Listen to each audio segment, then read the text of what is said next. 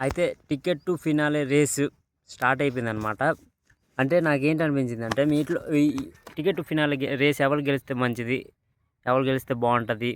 Challenge ఇచ్చిన పవన్ గెలిస్తే మంచిదా? లేపోతే ఇమాన్యుయల్ లేపోతే కళ్యాణ్ గెలిస్తే మంచిదా? లేపోతే తనుజ కూడా గెలవచ్చు. ఎందుకంటే ఇప్పుడు ఆల్రెడీ ఇమాన్యుయల్ 2 గెలిసాడు. ఇంకా తనుజ కూడా 2 గెలిచిందనమాట.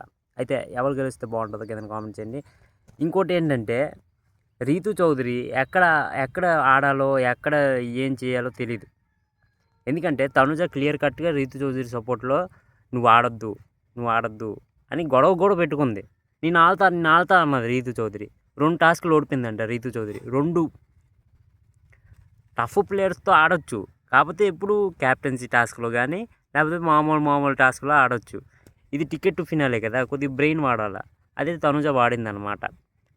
ఫస్టు కళ్యాణ్, ఇమాన్యుయల్ ఇంకా డిమోన్ పవన్‌ని పంపించాలనుకుంది.